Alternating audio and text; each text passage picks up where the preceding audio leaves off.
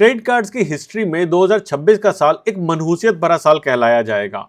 इस साल credit card की डीवैल्यूएशन की एक ऐसी रेल बनी है जहां पे अच्छे से अच्छा बैंक अपने अच्छे से अच्छे कार्ड को मस्त डीवैल्यू करने पे तुला हुआ है। कुछ ने तो डीवैल्यूएशन की चक्की ऐसी चलाई है कि कार्ड इतनी बुरी तरह पिस गए कि उनका नामो निशान ही मिट जाने वाला है। एक्सिस के एयरटेल क्रेडिट कार्ड की बात करें तो एक टाइम पे ये सितारा कार्ड था, लेकिन अब इस कार्ड को लेने के लिए किसी को पहले मैथ्स की डिग्री करनी पड़ेगी और तब उन्हें समझ आएगा कि मुझे क्या यहाँ पे कैशबैक मिलने वाला है। एक्सिस एटलस क्रेडिट कार्ड भी बहुत ही बढ़िया कार्ड हुआ करता था और अब एचडीएफसी ने भी 15 मई 2026 से अपने सभी क्रेडिट कार्ड्स पे कहीं ना कहीं कुछ ना कुछ चेंज करके उनको डिवैल्यू किया है। क्या है ये चेंजेस, किस पे कितना इंपैक्ट पड़ने वाला है, कुछ एग्जांपल को भी समझेंगे और आप पे इन कार्ड्स का क्या इंपैक्ट पड़ने वाला है, क्या चेंजेस का इंपैक्ट पड़ने वाला है, इसे कवर करूंगा आज के वीडियो में।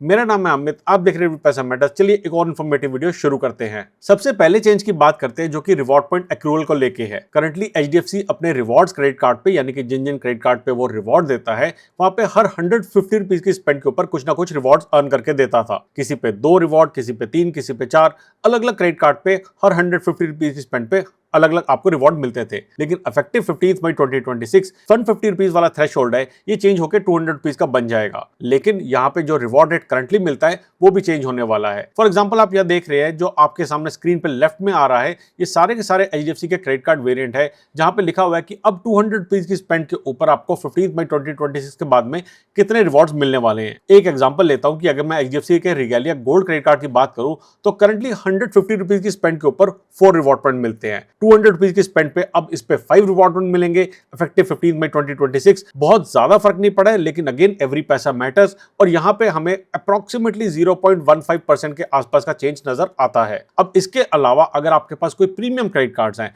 For example Infinia, Diners black metal या फिर बिज ब्लैक, तो वहां पे भी 150 रुपीज की स्पेंड के ऊपर करंटली 5 रिवॉर्ड पॉइंट मिलते हैं और इनमें थैंकफुली कोई भी चेंज नहीं किया है। यानी कि अगर आपके पास कोई रिवॉर्ड पॉइंट कार्ड है जहां पे आपके पास ये नॉन प्रीमियम कार्ड है तो आपके ऊपर कोई ना कोई नेगेटिव इंपैक्ट पड़ा है, लेकिन अगर आपके पास इन्फिनिया, डायनस ब्लैक या फिर डायनस बिज ब्लैक है तो आपको यहां पे कोई भी इंपैक्ट नहीं पड़ेगा। इसके बाद हम बात करते हैं कैशबैक कार्ड्स की, जैसे कि Millennia, Tata Neu Infinity, Tata Neu Plus, Biz First, UPI, Biz UPI, ये सब अगर आपके पास कैशबैक वाले कार्ड है तो इन पे भी कोई इंपैक्ट नहीं पड़ने वाला है, इनकी कोई डिवैल्यूएशन नहीं हुई है। नेक्स्ट बात करते हैं सेकंड मेजर चेंज की जिसका इंपैक्ट सभी क्रेडिट कार्ड्स पे पड़ने वाला है, जो कि है डायनेमिक करेंसी कन्वर्जन फीस का। अब डायनेमिक करेंसी कन्वर्जन क्या होता है? जब आप इंडिया से बाहर जाते हैं और अपने क्रेडिट कार्ड को स्वाइप करते हैं तो जैसे आप स्क्रीन पे देख रहे हैं ऐसी आपके पास ऑप्शन आती है। आप या तो जो पेमेंट है वो उनकी लोकल करेंसी, फॉर एग्जांपल जब मैं सिंगापुर में था तो मुझे एसजीडी की वहां पे ऑप्शन आई, या फिर आप इंडिया की जो करेंसी है आईएनआर, आपकी होम करेंसी है, उसके अंदर आप पेमेंट कर सकते हैं। अब लोगों को लगता है मैं आईएनआर में पेमेंट करूं, मुझे सामने स्क्रीन पर नजर आ रहा है, लेकिन प्लीज ये गलती मत करिएगा।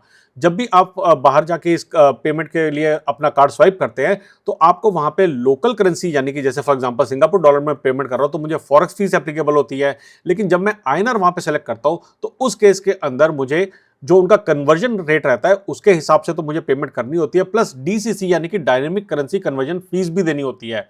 पहले ये जो डायनेमिक करेंसी कन्वर्जन फीस थी ये मोस्ट ऑफ द कार्ड्स के लिए सिर्फ 1% की थी, लेकिन इसको अब बढ़ा के 1.75% कर दिया गया है। तो पहली बात तो आपको जाके ये गलती करनी नहीं है, और अगर आपने गलती करी तो आपको डबल इंपैक्ट पड़ने वाला है। एक तो आपको वहां का उनका कन्वर्जन रेट देना पड़ेगा, सेकंड आपको 0.75% अब एक्स्ट्रा चार्जेस देने पड़ेंगे। थर्ड चेंज एक ऐसा स्यापा चेंज है जिसके ऊपर काफी बवाल मचा है। एचडीएफसी ने अपनी कार्ड री इश्यूएंस फीस को चेंज कर दिया है, दो कैटेगरी में बेसिकली इन्होंने डिवाइड कर दिया है।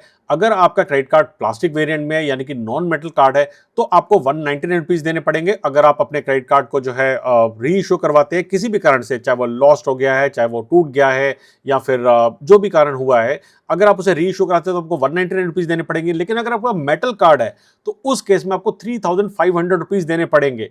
ये एक बहुत ही बड़ा अमाउंट है। पहले फीस के चार्जेस काफी कम होते थे और मेरे हिसाब से इसका इतना ज्यादा चार्ज लेना क्या वर्थ इट है या नहीं है, आई डोंट फील सो। आपकी क्या राय है मुझे कमेंट सेक्शन में बताना। तो अगर मैं ओवरऑल बात करूं तो अब एक ही बारी में एचडीएफसी ने सभी क्रेडिट कार्ड्स को कहीं ना कहीं पे कुछ ना कुछ इंपैक्ट दे दिया है।